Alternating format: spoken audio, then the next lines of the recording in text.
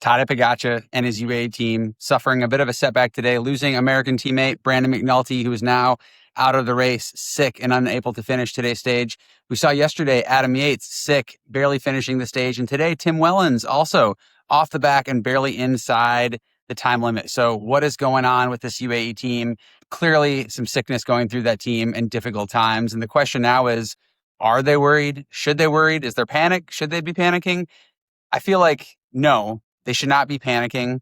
And no, I don't think they are. Are they worried? Yeah, a little bit. I think mostly that's about keeping Tade healthy and safe himself, which they only have so much control over. As they plan for this big weekend, big back-to-back Alpe d'Huez mountain stages, a couple of things that came to mind in terms of mental performance and how these factor into this situation.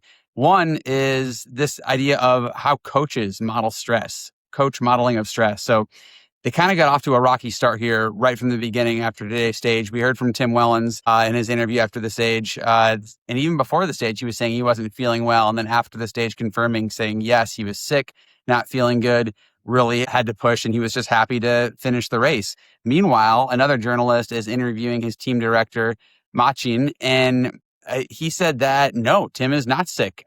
Tim is fine. We told him to go easy. We wanted him to go easy. So already you can see and feel the directors exuding and portraying some of this stress and that difference in the story, conveying some of that stress. So the best leaders and coaches, especially the ones that I've had when racing the Tour de France, are the ones that could insulate us from all the stress they're feeling and not model that and project that onto us. And look, this is easier said than done. And one of the big responsibilities and tasks of being a leader, they're human too. Of course, they're going to feel stress. Of course, they're going to be nervous. Of course, they're going to be scared.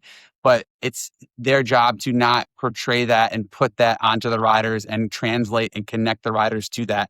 And for this, you need a high amount of emotional regulation, emotional maturity, and really emotional awareness to be able to understand what you are feeling, the awareness of that feeling, and then how are you conveying that, portraying that, and then what you do to get that in check. So that's going to be a big one for them tonight, that these coaches, directors in UAE are not letting their potential nerves or fear translate and trickle into the team. And then from a rider point of view, we talked about it a little in the post-stage show.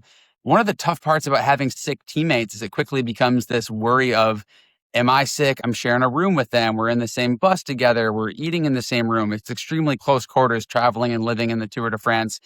And quickly your mind goes to, oh no, am I going to get sick too? What's this little tickle in my throat? Oh, is it all going to come apart? And one effective strategy for managing this is what we call cognitive diffusion. And this is essentially having the awareness to be able to give a name, a label, and write or speak how we're thinking and how we're feeling. And that allows us to get a little distance from it and not have it feel so immense. It helps us to put our direction and attention back on what is in our control and what we can actually do. One way I did this in my career, which maybe sounds a little silly, and I'll admit felt a little silly at the time, is actually having this conversation with myself and with my body and saying, look, I know you're feeling tired and I know there's these viruses and there's this sickness around, but I know you're strong and I know you're feeling a little worried, but we have what we need to get through this. We're strong, we're capable, we're going to ace our nutrition, we're going to ace our sleep. And yeah, whether it's a conversation like that with yourself, writing a letter to yourself, a conversation with a teammate, not just going around at the end of the stage and that night pretending like this challenge isn't existing, but actually giving credit to it, putting it in the air, putting a name and labels to it. And that can help to move on and refocus on the task at hand, which right now for these guys, as I say this, hopefully they are sleeping and have regulated that system, got it down into this calm parasympathetic state. And that is one of the best things that they can do for their immune system. Just a couple thoughts as we sift through some of the fallout from the tough day UAE had today. It'll be really interesting to see how they fare in the mountains. We'll check in this weekend.